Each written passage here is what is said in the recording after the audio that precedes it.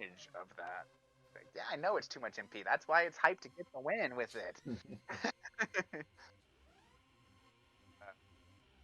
Forgot what I was just saying.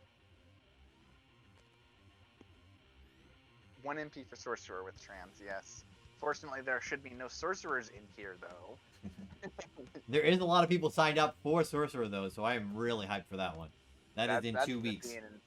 That's going to be... We got Dragoon in the morning and then Sorcerer in the evening. That's going to be a high-flying fight of ridiculousness. And we have one of our qualifiers on Monk will be joining us, and that is Lesson Ghosh will be doing commentary with us. Ooh, excellent. I can't wait for that. Looks like we're going to have some hot action up at the house with greenery. This will be the first time that we see this as a multiple drop hot zone. But we have Karma dropping at the Choco stop just to the west. But over inside the house itself, Grim Reaper and Ducky the Duck have landed close by each other. That is... Ducky saw Grim Reaper coming down and landing on the top chest as they were dropping, so he opted to land at the bottom of the house instead. Very, very, very intelligent play from that. I've definitely gotten stuck by that before. Ducky is around the bottom, getting some loot from the chest at the bottom. Grim Reaper comes down the stairs, open, and both of them open fire at each other. Unfortunately, these spells are not managing to land their mark. Grim Reaper slides back outside of the building, makes it a little bit easier for me to watch.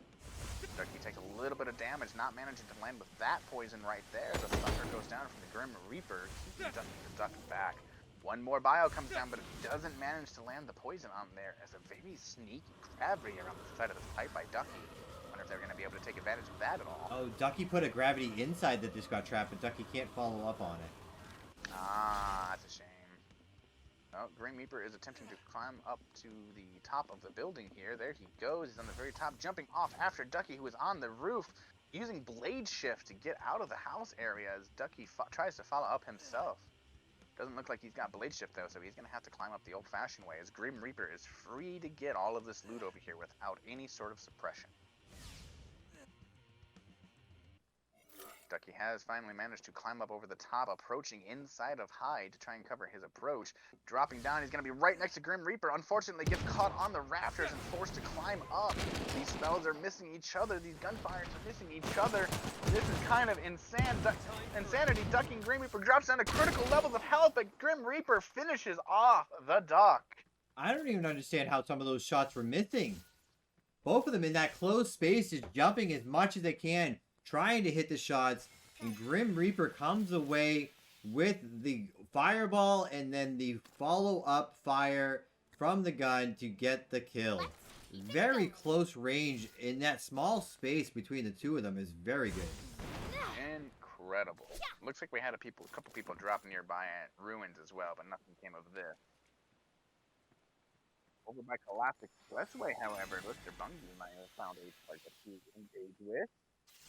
We're going to hop on over to here.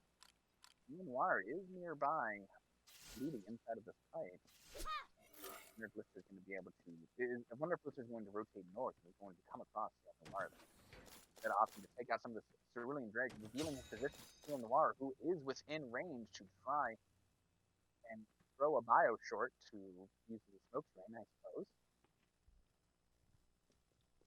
So that's actually been happening a lot too, because people have like a tendency to use blind a lot now because it is very viable in certain situations because it allows you to reposition. But people are definitely using bio as a second alternative for that because, I mean, it's a blind that damages, so it's very, very nice to have. Ooh, already we have Cosma and Vidoki coming across each other early on in the match. Vidoki on a bird has just spotted out Cosma on top of there. He jumps off and opens fire. Cosma taking heavy damage from I think it's a shotgun. Cosma inside a hide is attempting to rotate and retreats outside of the warehouse and around the corner, attempting to run away from Vidoki, using the doors to his advantage to keep out of the way. He takes another gunshot in return, though, and is not able to get away. Is he going to hop on top of that chocobo? In! Cosma goes down to a predictive fireball by Vidoki. Clearly, he has not shaken the sleep out of his eyes yet. No, unfortunate to come across a candidate such as Vidoki this early in the match, could not come away with the chocobo steal, ends up dying to the fireball. quick note, that is the second time I've seen that Vidoki has gotten somebody like that, dropping his chocobo as a trap, waiting for whomever's there to try and jump on top of a chocobo before fireballing it. If people tries to go on top of the chocobo, they'll be in for a nasty surprise. Very clean play. Very clean. I like to do similar things, but with a gravity trap instead. People try to approach and try to steal my chocobo, they get stuck in a gravity. I do it with Thunder, but not as clean as anybody else is doing it in these tournaments. Thunder's a little hard to follow up on. Well, as Warrior, I jump off the chocobo, drop the Thunder, and then I just swing. Ah, I see, yeah. As I believe we see two chocobo Poneglyph is coming up behind Vidoke on their chocobo, but it looks like it is far slower than Vidoke's. Yeah, that's the benefit of having a well-bred bird, that's for sure. Vidoke is kind of cutting through everything on his way to the top of the map here. I wonder what his game plan is going to be. I see. He is waiting here, and he's going to try and maybe try to pick off people as they get pushed in by the zone. He's going to gatekeep. He's going to gatekeep. Yeah, that's the word. Oh, he is taking some fire from somebody who's opened up. Seal Noir off in the distance. Perhaps Vidoki was just making his presence known so that he can find the next fight faster. Yeah, regardless of what his intentions were, he has managed to lock onto his next target. Seal Noir leaving the area as Vidoki gets in closer, but pushing himself into Lister Bungie inside of Sector 7 right there. Also on a chocobo. We're seeing a lot of birds inside of this match. I'm loving it. Yeah, I Seal mean, Noir. Constantly. I mean, we saw it in that last circle of the first round. There was a couple birds that were definitely pivotal in those matches. But now, I mean, in the early game, you definitely want to be on your bird and loot as fast and as quick as possible. Definitely. Seal Noir activating the concert. Gonna try to take advantage of that safety bubble, but you gotta be careful with a man with a mission band members from not killing himself. The Bungie and Seal Noir deciding to have their own little chocobo race off to the side here. Come like this, as somebody starts taking down some mission. Let's speed things up. Do have a couple people getting close to each other in Sector 7. 8 and 9 are close to each other. Yeah, that's right. Corneos, that's where I was looking. Cool. Lister Bungie hops off their bike. Both of them hopped off their bike as Lister has resist on his chocobo, so that bio does not affect him. He rides away from that bio to get out of range slightly from Seal Noir's gunfire. Hops back on his chocobo to rotate back underneath and around, stay out of Seal Noir's gun line. Very interesting how he's opting to take these fights right here. There's not a whole lot you'll be able to do if you're just running around on your chocobo. I say it is the survivor that wins these fights, but you're not going to be able to become the survivor if you don't find a way to kill your opponent as well. Seal Noir hops off his bike and is clearly agitated with the state of this fight right now as Lister Bungie is just driving around in a circle. Finally hops off the chocobo, takes a couple of gunshots in return, landing a beautiful fire and a thunder to cover his own tracks and start frying Seal Noir's chocobo, who hops on the thunder, takes massive damage! Unfortunately tries to dismiss the bird, but hops on by mistake, which lets Lister Bungie get an easy kill with that thunder. I saw him get on the bird and die in the thunder. That was. I switched to that camera just as it happened. It was very fun to watch. Oh man, good sight. Coming over here, we have Krovax and Earlingus have found each other nearby a choco stop north of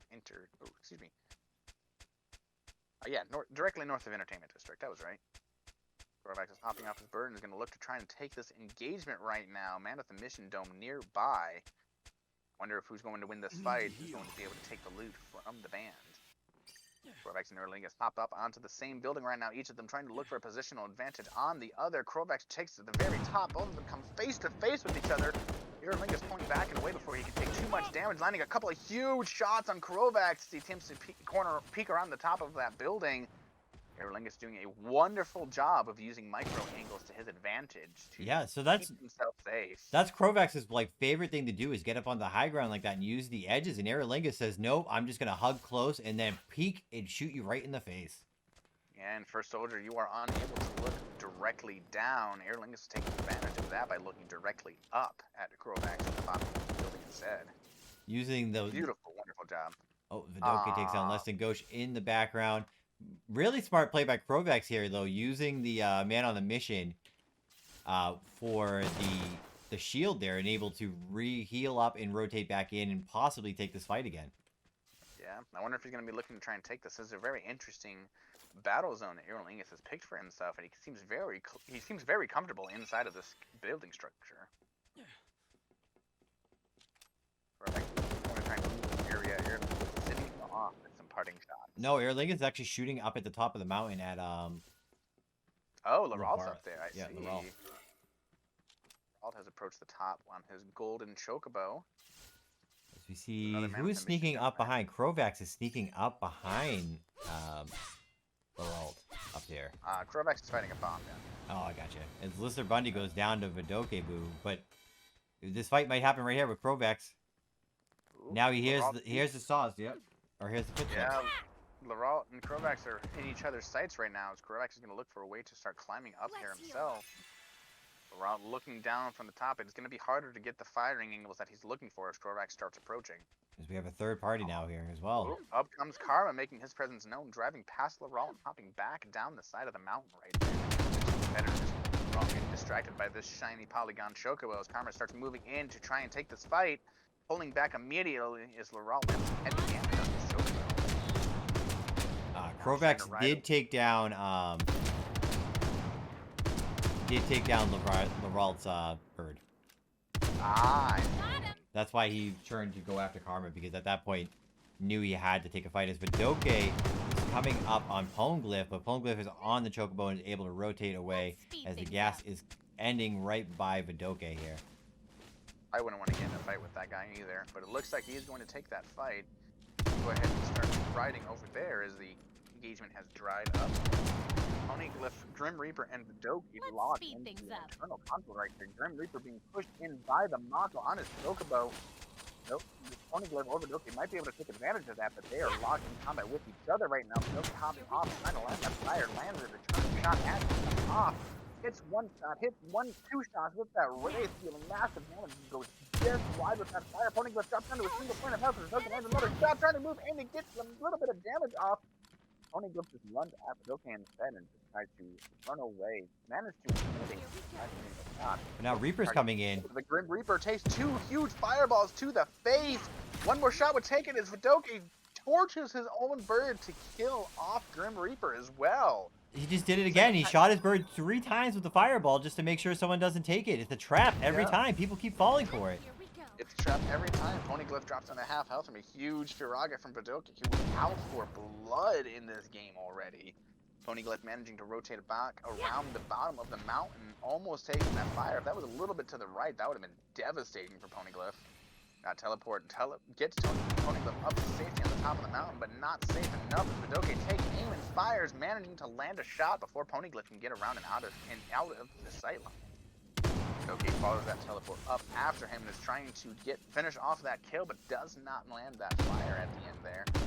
Throwing up a little bit more gunfire and daring Poneglyph to come down off of the side as well, landing a huge gunshot as Poneglyph tries to rotate around. Don't go for that chocobo, but Vidoke finishes off with the Wraith before he can even get close to it. Krovax finishing off Laral at the same time. Very, very, very clutch play there. And the other thing about this, and I talked about it on the Monk one, was there's such long fights, and that was because there's such sustain on Monk.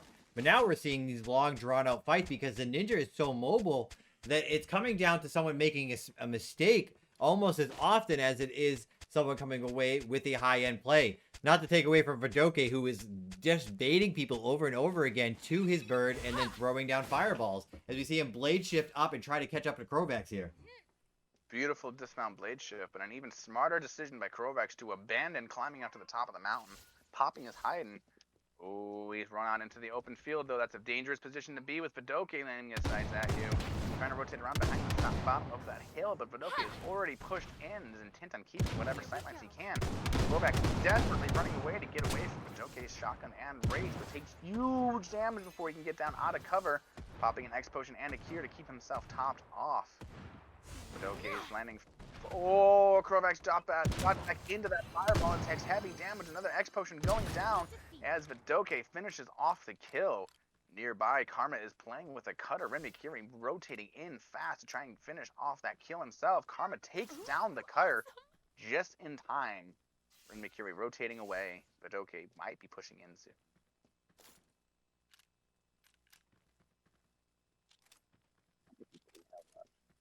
Vidoke is just hunting people at this point. Vidoke is saying, I'm here to play on Ninja, and I want to qualify. Like, non-stop, just putting out the high lane play. As we supply Zenith over here by the supply drop. We got 2 candidates here.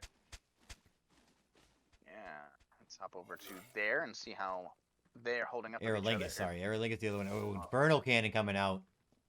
I saw that too. Aerolingus seems very, very comfortable with staying inside these urban areas and these small outcrops of buildings to try and get around his competition. Aerolingus pops off the building and takes aim at Zenith, but does not manage to land a big damage. The Infernal Cannon comes down. Out comes the laser. Zenith having a difficult time aiming it though. Aerolingus is attempting to finish him off. In the meantime, that fire goes just wide though. Okay, he's got plenty of time as Renmikiri comes up from behind to shoot off as he missed. Embarking. Let's see if Renmikiri is going to push down and take the next fight as well, right on top of, what was that, Aerolingus was on the other side? Yes. Waiting. He seems biding their time. Yeah, he's stopped to try and see where that other one is going to rotate to. He sees Aerolingus coming out into the open and chases after very quickly. Both of them are rotating around each other on their chocobos. Aerolingus hops off to go ahead and try to take the first few shots. Renmikiri following suit with that flare thrower drawn. Flyer comes out and Aerolingus rides away from that flare thrower on his chocobo instead. Aerolingus says, no way, man. Not taking that fight. Well, what way? I believe the bird was ended up being taken down though, so the bird did get taken down there. Yeah, he's not going to be able to take that tactic again to get out of ways. Renmikiri looks like he's... Oh, Renmikiri hears Karma coming in from the third party and decides to break off away from this engagement. Very wise idea. Karma has stopped and is looking to try to take the fight that Renmikiri has left. Seeing Aerolingus coming out of the building right there, he is going to ride in and take positional advantage from across the river as Aerolingus pops off into this box. Ooh, he found the jewel pin in there. Very nice. Cerulean Drake hit him with a frigid breath while he was sitting there. Another one as Aerolingus is dropped to about half health before he can get in the Jeep and start driving away. I have Lost Soul trying to sneak up on Vidoke here with the sniper from above. Oh, I see that too. It's going to be very hard to snipe Vidoke though, as that's one that makes sure that he never stops moving. Vidoke has opened fire on Renmikiri off in the distance as Lost Soul is taking his time to try and line up the shot. He hasn't taken it yet. I don't think he saw him. Perhaps not. He's looking out further in the distance. I don't think he's seen Vidoke down low. See if he sees him now. No, it doesn't see him. That would have been a prime opportunity to engage him there too. He has not seen him. Now he's going to get on the chocobo and get away. Lost Soul will be able to stay up there for a little bit as the zone does cover him up there. But it won't be long before he's forced off of the mountain.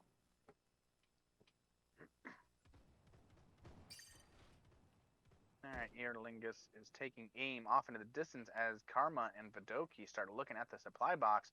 A bio going just behind Karma and a fire landing beautifully from a 50-meter throw.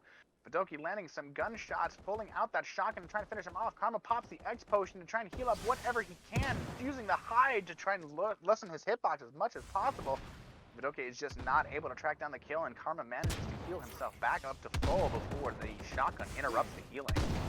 That fire does go just wide as Vidoke jumps over it. A blind coming down to protect himself as Karma is looking to try and take this engagement. A fire forcing Vidoke out of the thunder, or thunder forcing him out of the blind, excuse me. Aerolingus is starting to take advantage of this confusion and is going to push in himself as Karma is rotating away from what is going on right now. I think Karma saw Aerolingus. Yes, I wouldn't want to take part in that kind of third party either, as Karma takes the top of the building nearby. Aerolingus and Vidoke start looking at each other to get those next gunfight in. Karma taking advantage of this confusion to stay around the outside. He's taking some shots at Vidoke right now. He's returning fire, but not able to land any shots. I take that back. He lands one just as I speak that. Karma is a very dangerous position right here out in the middle of the open. The Cerulean Drake is aggroed on him. Aerolingus is looking at him. Vidoke is looking at him. Everybody wants to kill Carmen at this point in time as he pops his hide and starts trying to rotate Hey, around. Chocobo. Alright, just constantly trying to move here. And now Vidoke is working their way in. Let's see how this three-way ends up unfolding. Vidoke has chosen to chase directly after Karma, unfortunately missing that fire as he jumps off of the Chocobo. Karma using a blind to keep himself protected, but not protected enough. That was a very interesting engagement. Karma Vidoke was hits. trying to get the bird the entire time. Vidoke knew that, so Vidoke kept bombing the Chocobo stand, but Karma puts down the blind and gets the bird and gets away. Absolutely beautiful. Not without a couple of fresh scars on his face, though. As we see Vidoke and Aerolingus going at it now. Aerolingus hits a couple shots, but Vidoke hits some shots in return. Jumping back and forth. That Jewel Pendant is not going to... I mean, he's going to stop him from being slowed and stop that bio from doing any damage. In fact, it's just going to be pretty much a blind as Aerolingus gets stuck in the blind here. And Vidoke hits a very nice headshot, but unfortunately was not enough to take the kill from the hazard zone. As Lost Soul is now up high over Vidoke. Let's see if anything comes from that. If the Mako had a kill count, that would be the quality candidate prime every week. Every week.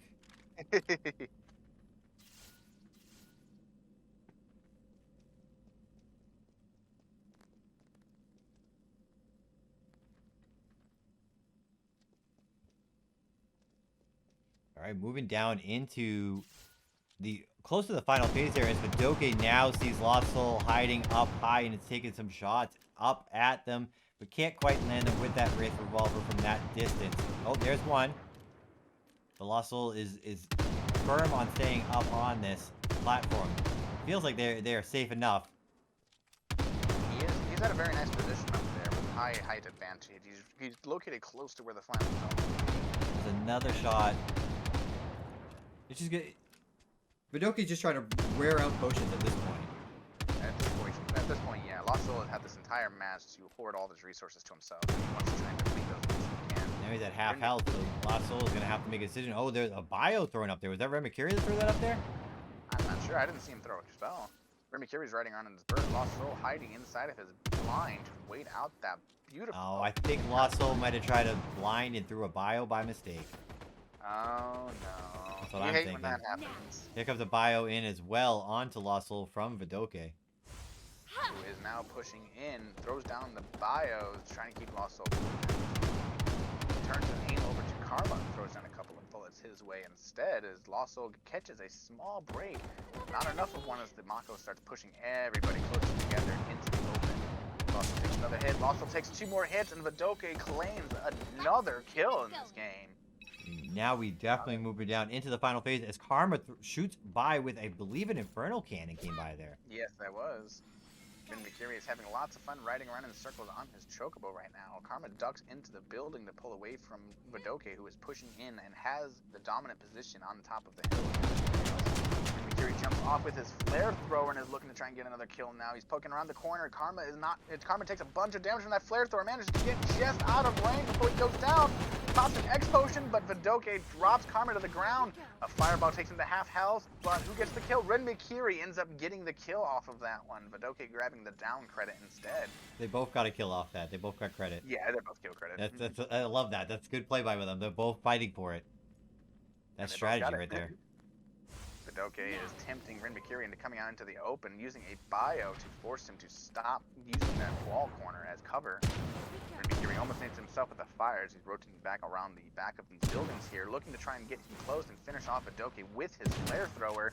He's moving in, he's dodging, but that fire immediately forces Ren to rethink his approach and forces him back and away. That's the second father almost managing to land, but Ren Mikiri's curious tops himself back up. Ren Mikiri's launching quite a few fires. Vidoke is keeping him back with that wrath. Pretty soon, Vidoke is going to have to position himself into closer to Ren Mikiri's flare thrower, as the zone will force him that way soon. That's the second game in a row that Vidoke has hit a fireball at a flare thrower. Yeah. Very good on the Ninja, getting that double jump and putting the fireball in the reaction. Very good. His reaction time is absolutely not. Vidoke is open fire against Min Mikiri. He lands a beautiful fire, knocking him down off of that rooftop. Okay, more shots at Ren Mikiri. He's got to be careful. He can't take any more bullets in that revolver right now. And McCurry with a short-range blade shift, trying to get him out of harm's way. A fire just barely going wide. Ren McCurry jumping over the next one, pushing in ever closer with that flare thrower, trying to put out whatever damage he can before he goes down, popping his potion.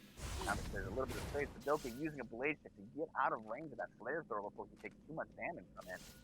And McCurry is hiding around the base of this mountain right now. He's waiting for something else to come back up. That blade shift was timed so perfectly. Perfectly. He would have eaten all that flare thrower. He blade shifts right past it. Badoka throwing up a quick emo in the middle of combat there. I Ren saw McCurry that. following suit.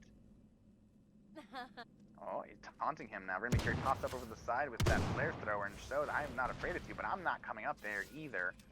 He's not going to have a choice soon, though, as the zone is going to start moving momentarily. And McCurry takes a huge fire as he attempts to climb up the top, and the one final shotgun shell from Badoka takes him down. Very, very clean play from Badoka there. Has to one-up their score from the game before. And as Allman pointed out in the chat, that means that our top 5 is locked.